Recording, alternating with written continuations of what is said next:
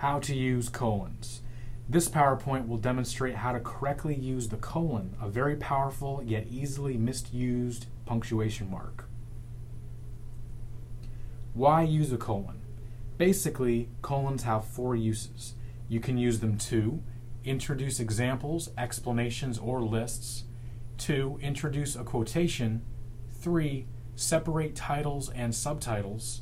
And 4. Follow a salutation in correspondence. Rules for using colons. Always remember that fragments never come before colons. Only complete sentences can come before a colon. That means that when you use a colon in your writing, you have to always make sure that the text that precedes the colon is a complete sentence, not a fragment. Keep in mind, a complete sentence, which can also be referred to as an independent clause, must have a subject, a verb, and make sense. If any one of these elements is missing, you do not have a complete sentence. You do in fact have a fragment, which once again cannot be used with a colon. Introducing. Here's an example of how to introduce a list by using a colon. If you add a colon after a sentence when it introduces an example, explanation, appositive, or list, you are using a colon to introduce one of these elements. In the example to the right, notice how the text to the left of the colon is a complete sentence. Here's our example. Bob enjoyed a number of appetizers during his lunch at Ruby Tuesday. Fried cheese sticks, nachos, potato skins, and spinach dip. Notice once again how we have a complete sentence. Bob enjoyed a number of appetizers during his lunch at Ruby Tuesday. Full stop right there. We could have a period at this point to end the sentence, but instead we're using a colon so that we can continue by providing a list of items that help define and explain what exactly Bob ate. Fried cheese sticks, nachos, potato skins, and spinach dip. Sounds like Bob had a lot to eat that day. Not advisable. Quotations. You can also use colons when you're dealing with quotations to introduce the quotation. So for further explanation, use a colon to introduce a quote, but remember that the text before the colon still has to be a complete sentence. In the example to the right, notice how the text to the left of the colon introduces the quote, but can still stand on its own as a complete sentence. Here's another example. When Bob realized he was too full to finish his lunch, comma, his server gave him some great advice, colon, take the rest to go. So notice what we have going on here.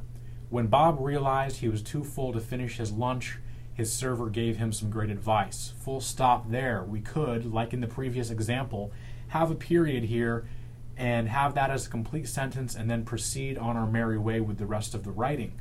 But instead, that period has been replaced with a colon so that we can add the quote, a direct quotation of what the server actually said. Take the rest to go. I'm not really surprised given that enormous list that we saw in the previous slide. Separating titles. You can also use colons to separate the main title from the subtitle. When a title also has a subtitle, inserting that colon between them helps us understand what exactly is going on. Many works, such as books and articles, have titles followed by subtitles.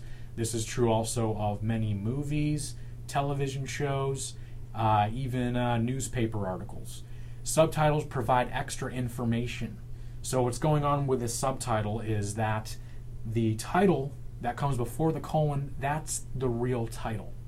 But then after that colon, the subtitle gives us a little bit more background or clarification, or even just a little bit more color or flavor, or something more to pique the audience's interest. So here's an example. Ruby Tuesday, colon, simple, fresh American food. So the main title is Ruby Tuesday, which is a no-brainer. That's obviously the name of the restaurant, but they have added a subtitle to the name there, simple, fresh American food. And what does it do? It helps the company communicate to us what it is that they want us to perceive them as being all about. Simple, fresh American food. After a salutation, here's another important way to use a colon That helps add professionalism and trustworthiness to your correspondence, whether it's in hard copy snail mail or email. Professional emails and letters start with a salutation, also referred to as a greeting. To whom it may concern, dear Mr. Smith, dear Mrs. Gonzalez, whatever the greeting happens to be, we want to follow that with a colon to show that we know what we're doing. Add a colon after a salutation when writing professional correspondence. So here's an example for you. Dear Professor, colon, thank you for helping me with my writing assignment yesterday during your office hours. Sincerely, Bob. And this is a really good thing to understand because whoever's opening up that email or that letter that you've sent, the salutation is the first impression that they're getting of your message. So being able to do that properly by using the colon there will give a good first impression, which is obviously what you want. Colon reminders. Okay, so we're going to conclude here now with the do's and don'ts of using colons. Use after a complete sentence that introduces an item related to the sentence. Do not use a colon instead of a semicolon or a comma. Do not use a colon just because you see a list. The list must follow a complete sentence.